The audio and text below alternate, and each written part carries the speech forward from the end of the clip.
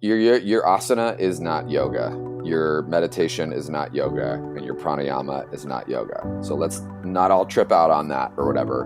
But these are all tools and techniques to get us into a yogic state. Hello, and thank you for tuning in to another episode of Dharma Talk. I'm your host, Henry Winslow, and this is episode number 68. You just heard a clip from my interview with a fellow podcaster and yoga teacher, Danni Pomplun. This conversation was a lot of fun to have, and I hope that you enjoy listening to it as much as I did having it. The reason why is Danni just keeps it real.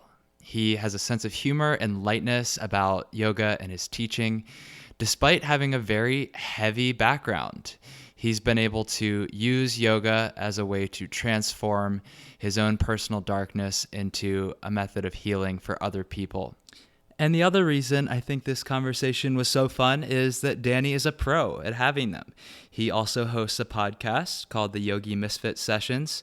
So if you like listening to yoga people talk to one another, and I'm guessing you do since you listen to Dharma Talk, then you might like to check out his podcast, which is available on Apple Podcasts, etc., etc., etc. Now, we do talk a bit about podcasting and why we like it so much, but that's not all we cover in this episode. Danni shares his personal background, recovering from addiction and a suicide attempt through the acceptance of a yoga community. He talks about why, contrary to popular opinion, yoga, in fact, is about the destination, not just the journey. He shares a short and powerful journaling routine that you can implement every morning to get connected to your mind, body, and spirit. And he shares his 4 pillars of interacting in the world as a teacher and a human, and a few ways you can go deeper with him from near or far. All of that is coming up very soon. Please just stay tuned through these announcements, and we'll dive into my interview with Danni Pomplun. Hey yogis, I've got a bunch of events coming up, both in New York City and also on the travel schedule, and I hope you can join me for some of these. The big one that I'm really excited about right now is my 1-year veganiversary yoga party. A year ago, I made the decision to take on a vegan diet, plant-based diet, and I'm celebrating that by hosting a benefit class where 25% of proceeds will be donated to the Woodstock Farm Sanctuary in upstate New York and support their efforts to provide love and care to animals rescued from industrial slaughter. But this is not going to be just any regular yoga class. It's also going to be a pizza party with delicious plant-based vegan food provided by Screamer's Pizzeria, Koku, which is a cultured coconut dessert, and we're going to raffle off prizes from some of my other favorite plant-based brands like Keats Co. Plant Bites, Future Kind, the Essential Vegan Multivitamin, and Ideal Raw, which makes organic plant-based protein. This event is happening on Saturday, August 17th from 5 to 8:30 p.m. at Lighthouse Yoga School. Apart from the Veganiversary event, I've also got a handstand workshop coming up at Lighthouse, Rocket Yoga masterclasses happening at Pure Yoga West, and travel dates set for Frisco, Texas, outside of Dallas, Austin, Texas, and Bucerias, Mexico. You can get all the details for these events and sign up at henrywins.com/events. What's your purpose? What's your vision? What mark will you leave on this planet long after you're gone? I'm Henry Winslow, and you're listening to Dharma Talk, the only podcast where I interview inspirational yogis on how they're changing the world in their own unique ways. Whether you're still searching for your purpose or already walking the path, I hope these stories get you excited to live your Dharma. Hello, Dharma Talk community, and welcome back to another episode. Today, I have my friend and fellow podcaster, Danni Pomplun, on the line. Danni turned to yoga when there was nothing left. Just when he needed it most, yoga met him where he was, not judging him, but demanding his attention. Now, as a teacher, Danni prioritizes fun, function, and authenticity. And he hopes to lead students to a greater appreciation, not only for what the body is capable of, but also for how their practice can support them at even the most trying times. Danny, what's up? How are you doing? Thank you for coming on the show. Thank you for having me. As we discussed just before we started to record the show, I am doing okay. There is a high probability of me doing even better once this cup of coffee is in my system. And what is the progress at this point? We're about a third of the way down. That's not too bad because we've only been talking for like maybe 5 minutes, so I'm doing okay. Yeah, you're doing pretty well. That's a good pace. Although we'll have to say the best part about my cup of coffee this morning is my coffee cup says "black like your heart." Is that your heart or my heart or the hearts of the listeners of Dharma Talk? That's the real question. Well, it's got a cute little teddy bear on it, which is even funnier. Nice. Danny, we start these conversations always with the same opening question. So I want to give that one to you. What does the word Dharma mean to you? And what is your Dharma as you understand it today? I mean, the simplest way that I'd put it is purpose. The thing that I'm supposed to fulfill this lifetime, the thing that I am in tune with the universe with this lifetime to set out and do. That's I guess the simplest form of the answer is what I would say is that's Dharma to me. And what my Dharma is in this my Dharma in this moment is to finish this cup of coffee. Yeah, I think there's definitely something to be said for like when we ask ourselves these questions, it can be very grandiose and you can hold this super like ambitious high vision. But what you said, I know is like half joking, but being here for what's happening right now can be so powerful. I mean, that's part of what we're doing with yoga too. Yeah, 100%. Yeah, that absolutely. It's being in the moment for sure. I would say, in all honesty, though, my Dharma is. I do believe that my Dharma is to be a teacher, and I do believe that my Dharma is to shift and change perspective and open up a different lens, or maybe provide an opportunity to open up a different lens for people to live more connected to themselves, to step away from the stories and the drama and the shame spirals and the spirals in general, and remember that like your 2 feet are right here right now, and there's no need to go anywhere else with it, but just we're right here.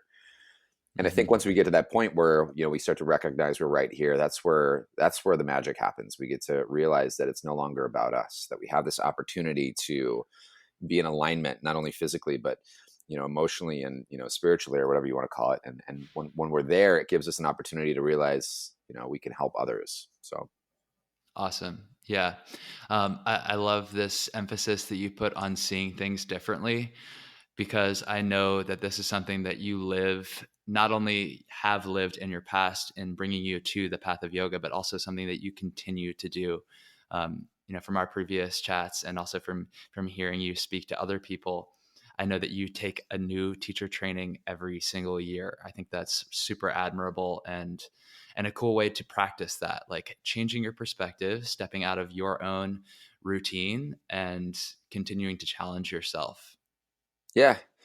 I mean, I think I'll always be a forever student. I think it's important. I mean, the biggest thing that I see is that there are a lot of teachers that kind of just go out there and they just teach and they repeat the same crap over and over. And I just have no time for that bullshit. I think that if you're going to be teaching, then you need to stay up with the times, and you need to educate student first in anything. I just graduated a group of 20 this past weekend, and the one thing that I said was like you're always a student first, and once you start to lose your studentship, you need to stop teaching and start studying again. It's important. Mm-hmm. Totally, I agree with you. Let's hear about the earlier days for you. You mentioned some shame cycles, shame spirals that sounds like it comes from firsthand experience. So what kind of challenges did you face coming up in the world, and how did yoga fall into your path to kind of see your way through it? Yeah. I mean, the short answer is, the stories, I feel like I've told the story a million times, and every time it's over time it's always a little bit different, but I had a really rough upbringing. My mom was a drug addict and struggled with that for a really long time, till the end of her life.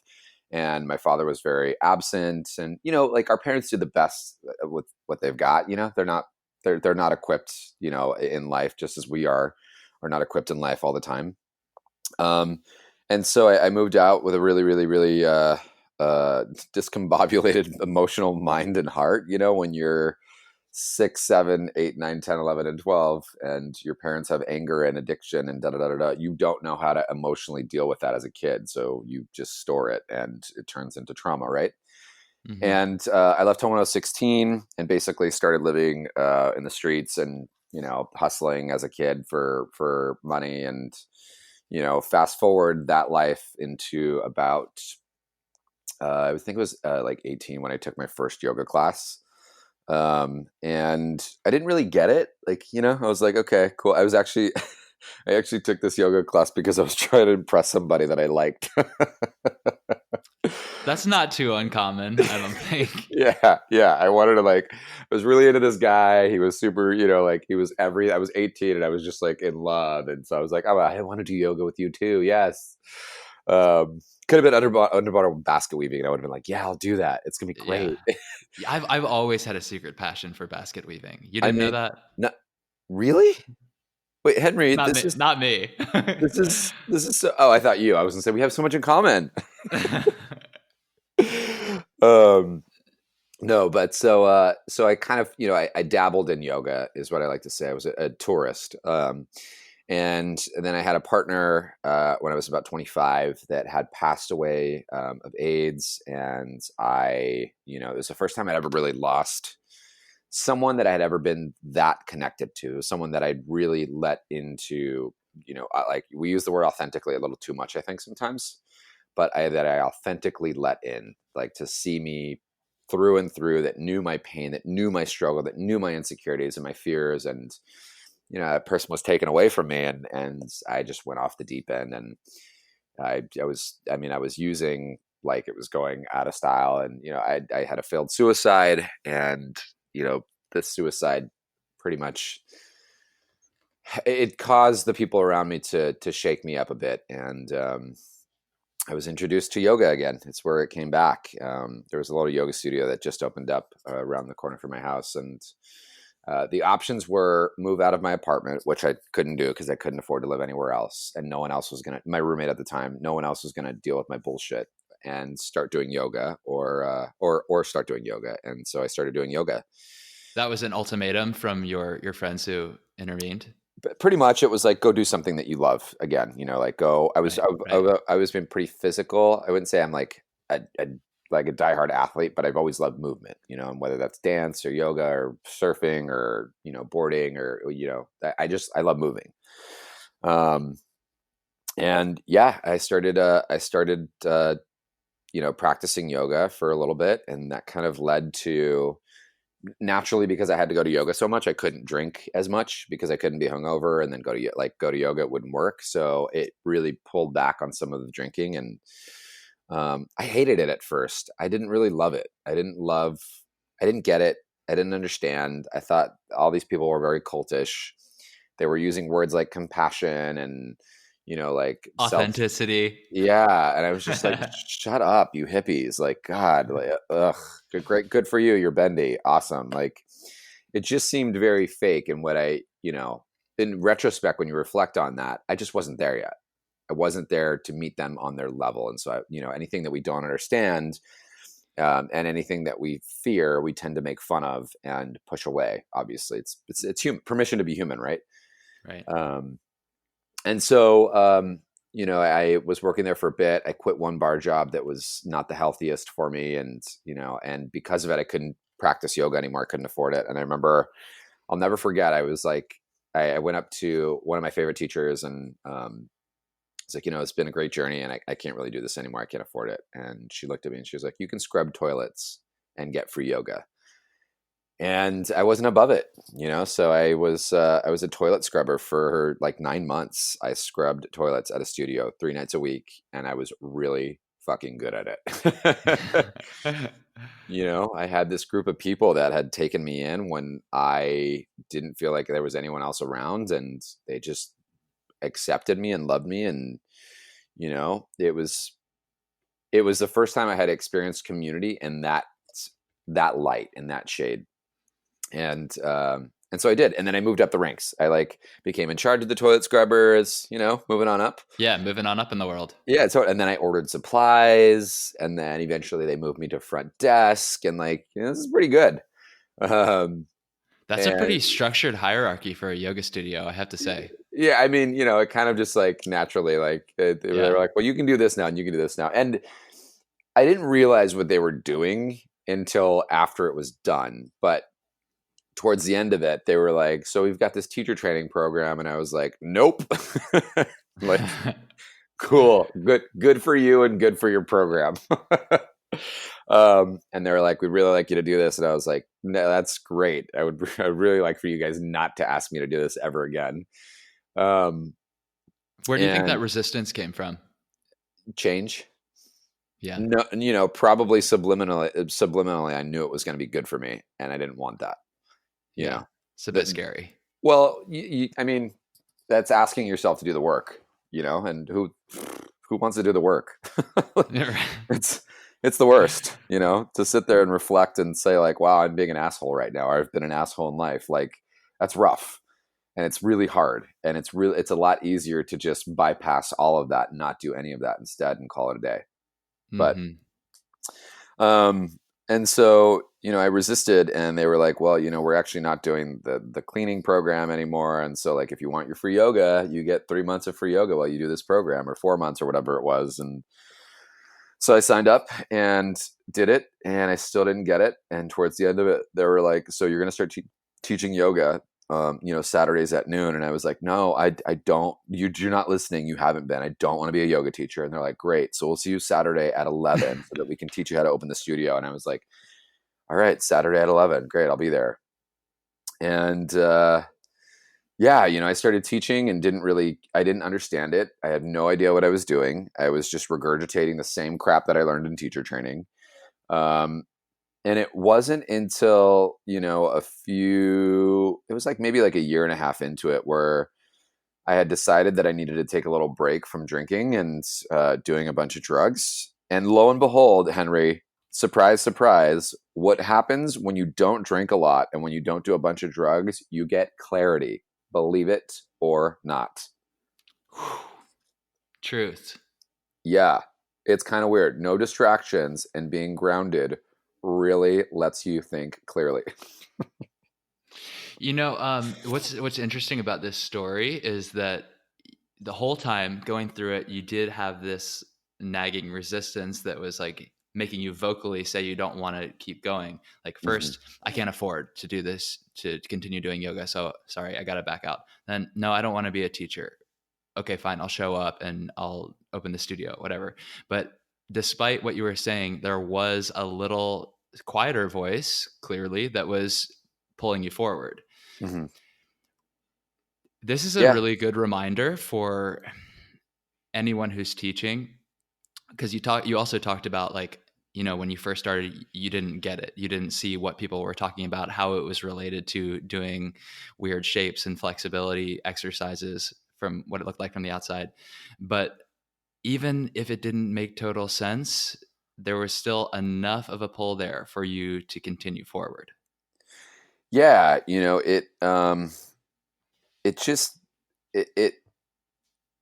held me, and I had never felt that before in my life. I'd never felt that kind of support, and that I think it's really important that, everyone, and maybe this is me projecting, but this is how I feel about it. Your asana is not yoga. Your meditation is not yoga, and your pranayama is not yoga. So let's not all trip out on that or whatever. And that's not to take away from any of that, because I think there's a lot of beauty that happens when you put the work into shapes, when you put the work into breathing, when you put the work into being quiet. But these are all tools and techniques to get us into a yogic state. This is a way to get us into, our, what you want to call it, highest self, your connection to the divine, your godliness, your, connection to the earth, whatever it is that you want to call it. These tools help us get to a yogic state. Yoga isn't necessarily just the asana, right? They're all parts of this process. Mm-hmm. And because I was doing parts of the process, I was able to experience, these little glimpses of yoga. I was able to experience, these parts where I felt so connected and so dialed in, and so, what I refer to as channel one, when you don't have static and when you're not like operating from a place of anxiety or fear or whatever it is, where you're just like, boom, I'm right here, I'm right now, I'm grounded. And that's what it was able to do for me, and it got me, to the point where I could stop drinking for a little bit, because I realized, whoa, like I'm having these bits of clarity. I think I need more of that. Right. We're going deep right now. Mm-hmm. Something that you see often, Bring like a life jacket, folks. Bring a life jacket. something you see often in like in the digital world and Instagram conversations and stuff is like, yoga is not a destination, it's the journey. But you know what? If you look at the Yoga Sutras, if you look That's at the bullshit. foundational texts, Yeah. it's both a process. It is a systematic process, Yeah. but it's also the final state, the There's samadhi. one. Like yoga and There samadhi is, are yeah. synonyms. There is nothing more goal oriented than yoga. Like, there's no, look at the teachings, right? And whether you're going into, like Samkhya, or whether you're going into Tantra or whatever, like you are getting, the idea is that you're trying to get somewhere. Yes. Yeah. Yeah. And there are a lot of different interpretations out there for what that final destination is. Right. So what is yours? I mean, you've spoken a little bit about it, about this channel one idea, but if you were to describe an ideal destination for your yoga practice, what is that? More Instagram likes. Yeah, me too. Oh, wrong answer. Okay, press handstand. Press handstand. Is that right? Okay, fine. Did I Fine. get We'll did give I you that. did I get it right? Okay, good. Yeah, ding, ding, ding. That's sarcasm, just in case no one knows. I don't know. I think the end goal for me is to. Oh man, it's such a loaded question. The end goal for me is to continue to have this, awakening of reflection. Continuing to better myself and to liberate myself, so that there is, I mean, if we want to kind of tie this back in, so that I can really step into my Dharma and help others do the same. Awesome. Yeah. Yeah. Yeah, I agree with you. I think that ultimate consciousness comes through service to others. And yeah, we still have to participate in 3D reality. Doesn't mean that you are totally disconnected from your ego and sense of distinguished separate self, Mm-hmm. but we can still be in the collective consciousness by seeing other people. Mm-hmm. Mm-hmm. Yeah, I mean, absolutely. And I think, it's nice to remember, and I love this quote. I say it all the time, but like it's nice to remember, and it's nice to hear, and to remind ourselves, like at the end of the day, we're all just trying to walk each other home. And I think the Is sooner that that we, Ramdas? yeah, I believe so. Yeah, I believe nice. so. Yeah, I love him. And I think the sooner that we can realize that and step into that, the better place we'll be in. And like, for all of us listening, like, and walking this path or whatever, like permission to be human. Permission to live in your city, permission to live in the distractions of worldly things, permission to, throw all this shit to the side for a little bit and be like, I'm just going to be a human today, and not, always be on this spiritual path, and let go. And you got to do that. Otherwise it's just going to be boring, and you're going to resent it. And it's going to be, I don't know, for me, that would be, I like to be a realist about it. You know what I mean? Yeah. And we're not renunciates. We're householders in the language of the text. So we Yeah. gotta participate In our daily lives. Yeah, absolutely. Danny, what does your current yoga practice look like when we're talking about the tools? Not the ultimate destination, but what does it actually look and feel like on a day to day? As I know that you've continued to impress upon yourself different Right. teachings and styles from lots of people. I actually, I don't do yoga. I've just seen it in a video. and then I took that training, and that's pretty much enough. Oh yeah, okay. I wear mala beads. Does that count? Oh yeah, yeah. I like those. That's the thing that you put around your neck to make you look like a Hmm. pretty Hmm. influencer. Is Yeah, that right? yeah, yeah. And then sometimes I'll take pictures with like Nag Champa burning in the background, just so we get the whole feel and the vibe. It's all about vibes. Yeah, it's all about vibes. Um, this is going really good. Um, it depends. That's my answer on a lot of things. It depends. I, for a long time, was an Ashtanga practitioner, and so that was like a really big part of my practice. And then as I got older and my body, started to say that it wasn't ready for certain things and ready for others. Sitting was really, really hard for me for a while, and now sitting is a bigger part of my practice than not. um, Journaling is actually a big part of my practice. The actual like svidhyaya, like self-study and reflection, is a huge part of my practice right now. um, and then there's asana as well, but I normally do it's called like my little recipe, and it's sadhana that I do every day. So my little practice looks like a lot of sitting in the morning for about, some days it's 5 minutes and some days it's 45 minutes, and it really just depends. And then I'll do a little bit of pranayama, and then I will do some journaling for sure. And and then I will do movement, but it's not like flow based or any of that. It's the sensation where I close my eyes and I just inquire what wants to move, what doesn't want to move, how is that injury feeling, what is this going to feel like if I move this instead. And so it's very slow, which is really weird because I am like, that's not my ammo in life. My ammo in life is like, let's go, let's get it done, light speed, boom, let's make it happen. Yeah, Um, hustler since age 16. yeah, totally. Like, I ain't got time to waste. I got shit to do, and I'm walking with a purpose. Get out of my way. And I don't know, maybe call it 35, or just what's going on in the world. But like, I am more inclined to want to go a little bit slower and to move a little bit slower and to savor the moments that I have. Um, Mhm. and then and then I do practice 5 days, 6 days a week, and sometimes that's at home with some of my favorite teachers online. And a lot of it, I'm hashtag blessed to be living in the city of San Francisco, and so we've got some really incredible, and who I like to think are some of the best teachers in the world. I get to practice with Janet Stone, who is just a treat and an angel, and Annie Carpenter's up here, and let's see how many more names I can drop. Drop them. Yeah, yeah, Let's hear yeah.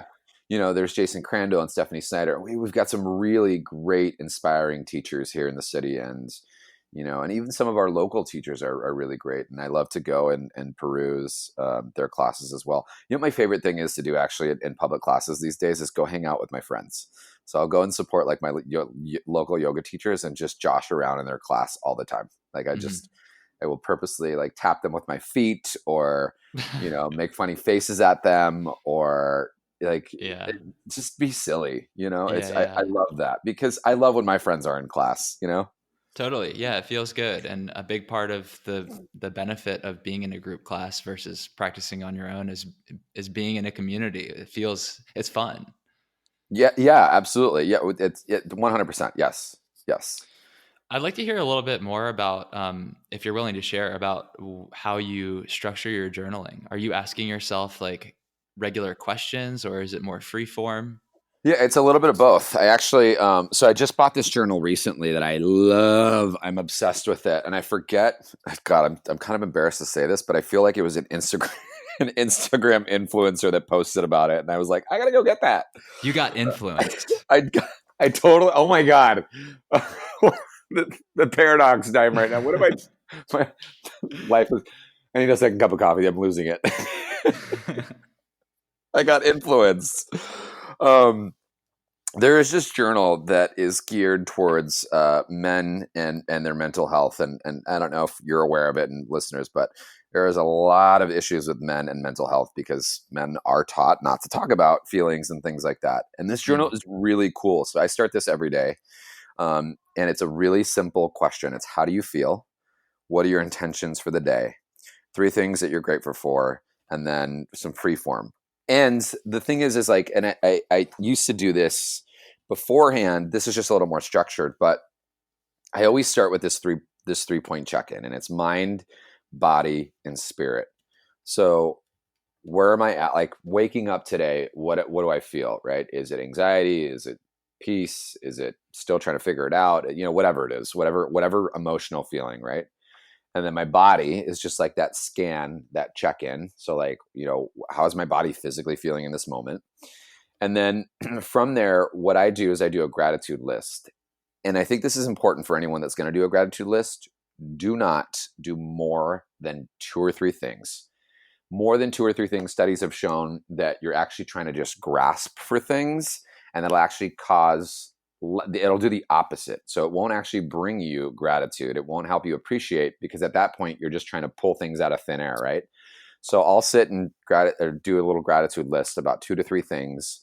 And then from there, I'll just go on and just start writing about, my day or where I'm at, and this process of being able to get what is happening upstairs in my dome out onto a piece of paper is great, but it also gives you permission to inquire and to contemplate.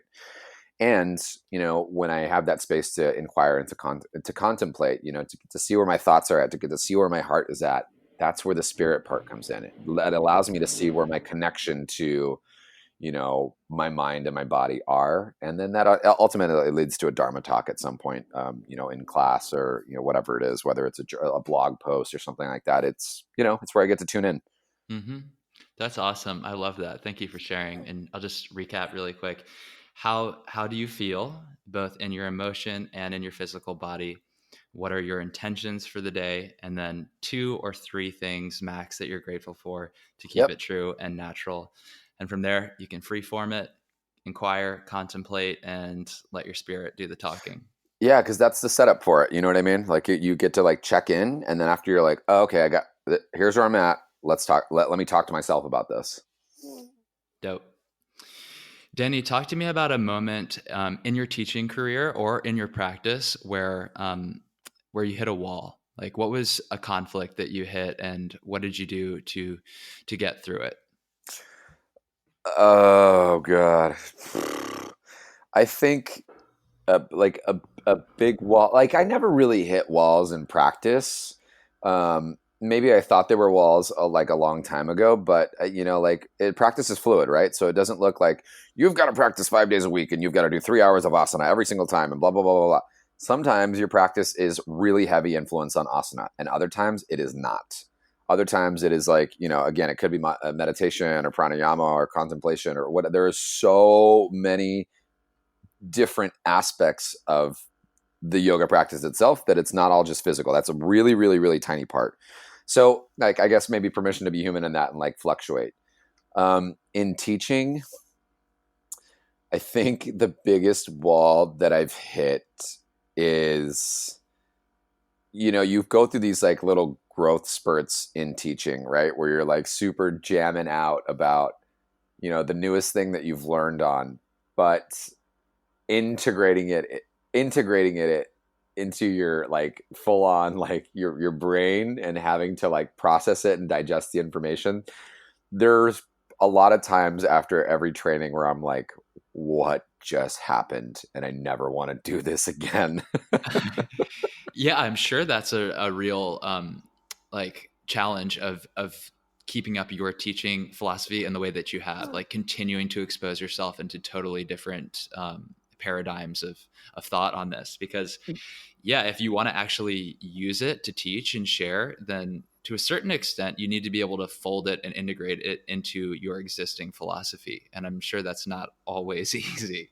No, and then you're like, why? Why am I doing like why did I sign up for this? This is terrible. I just learned this other thing and now there's new information out there. Like why, But do you But ever like take a training and you say, okay, I'm glad I saw this and I tried this, but this isn't for me. I'm going to leave this one. Oh my God, every single time. I've been in trainings before. Yeah. I've been in trainings before. I am that Henry, I think you know me well enough at this point where like I am not afraid to speak my mind. Yeah. And I'm also not afraid to push the envelope, not for the sake of pushing the envelope, but like I'm going to ask the questions because I paid to be here, and so I'm good. That's what I'm going to do. I'm going to maximize my time and my value.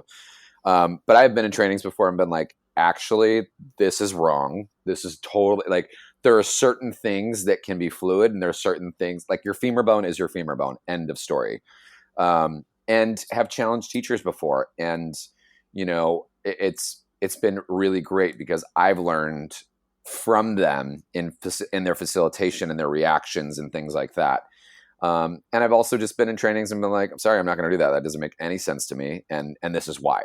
Mm-hmm. Yeah, and that's fine. Totally not. Yeah, it's fine because at the end of the day, I know I'm right and they're wrong, and that's totally fine. Yeah. Right. I think the best part about all this is I'm making myself laugh. This is great. This is good. Yeah. How's the coffee coming along? We're doing great. We're 3/4 of the way in. Wow, you really savor that coffee. Yeah, it's like, I mean, it's at the cool down part now. It's like it's starting to it's past lukewarm, so it's almost time to like guzzle. But yeah, it's I look forward to it. Well, you could ice the rest and have it this afternoon if you really want to prolong the experience. Ooh, that's fancy. On a Tuesday morning? Wow, that's good. That's decadent. What's going on in your future? What's something exciting that you have coming up that you'd like to share? God, apart from the iced coffee, of course. Well, I mean, that was it. No, the iced coffee. Yeah, there's so much going on. There's always so much going on in the world of Danni Pomplun. There's always a lot going on.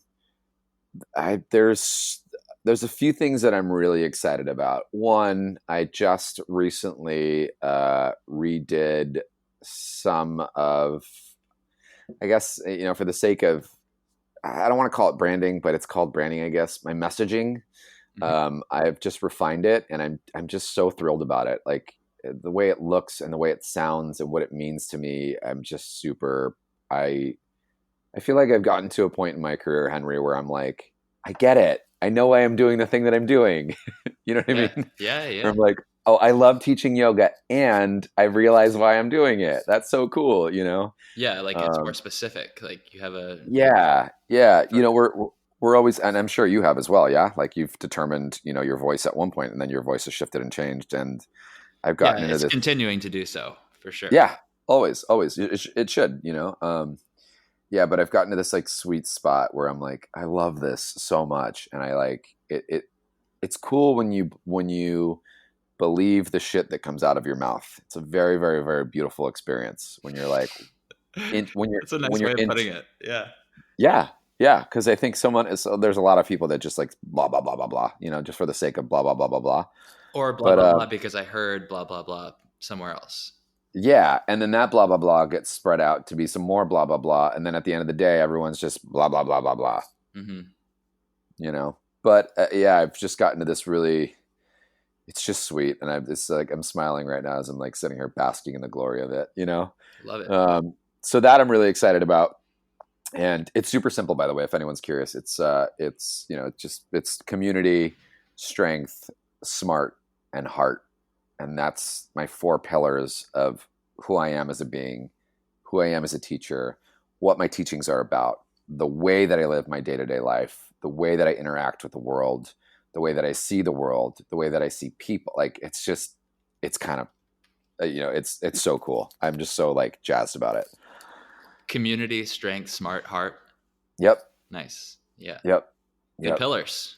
Yeah. They're not so bad, huh? And then, next year I am leading a 300-hour advanced training here in San Francisco at Yoga Tree with Noah Maze and Rocky Heron. And they're 2 incredible human beings.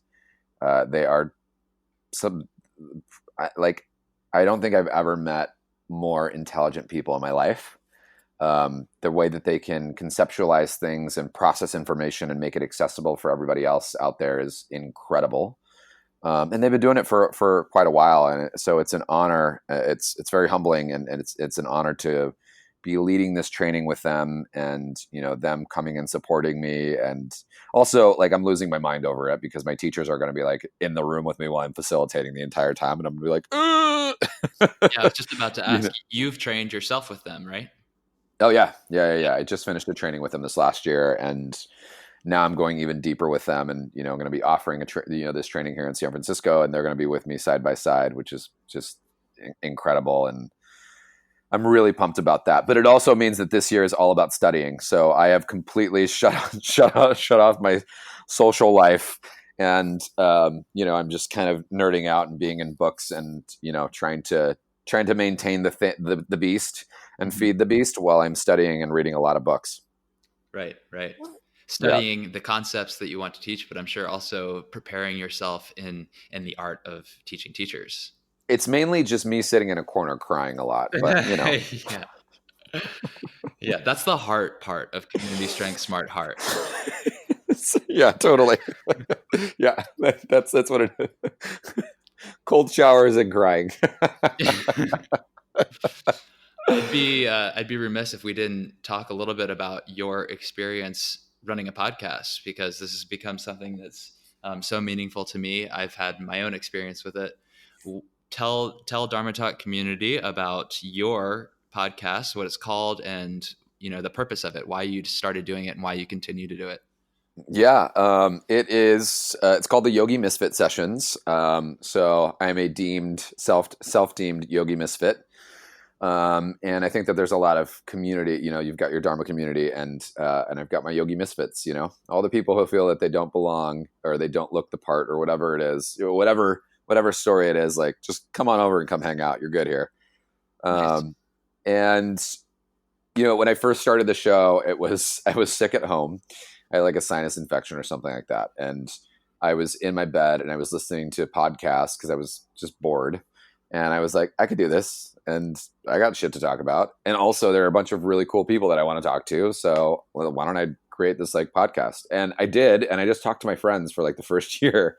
I did like one show a month, and it was just like cool. And it's kind of big secret, but when I was younger, I'd always wanted to be in radio. I wanted to do like voiceover work, and I thought it'd be really cool. And so that maybe this is me like living my stage mom fantasy. Yeah, yeah. You know what I mean? Well, it's cool how like new media allows you to do that. You can Absolutely, 100%. yeah. Yeah, 100%. And yeah, so I started the show just kind of like for fun. It never was supposed to be like anything. It never was supposed to be what it was, and now it's we're a weekly show.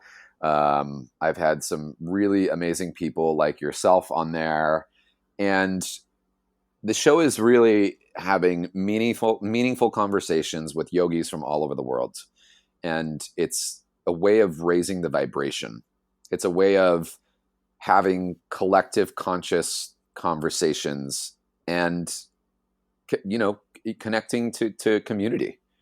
The podcast is another way to meet other like-minded individuals and to learn something along the way.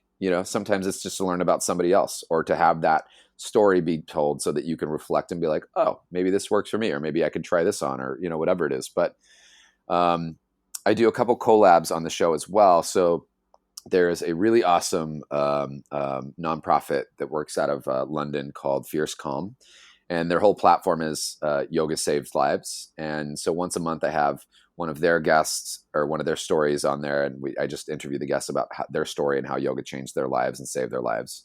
And then I've got a book club that happens once a quarter as a part of the show, and then the rest of it we get to just have like I've talked to you on the show, random people about whatever they do, and then it's just honestly it's I just get to call people that I really want to talk to and talk to them. Yeah, yeah. which is super cool. But it's I like to say that people that come to the show, the feedback that I've gotten is that when people come to the show, they get something out of it. So I'm down with that. That's great. Yeah. And It's fun. it's so fun. And I Yeah. echo what you said earlier about you can always learn something just from hearing someone's story. I think that's what I've gotten most out of doing this show, is like yeah, people share practical advice and that's helpful, but there's something very meaningful about hearing somebody tell their own personal story in spoken word. Yeah. Yeah. I agree. And, there's Instagram is great, and I love Instagram, and I love what it's provided.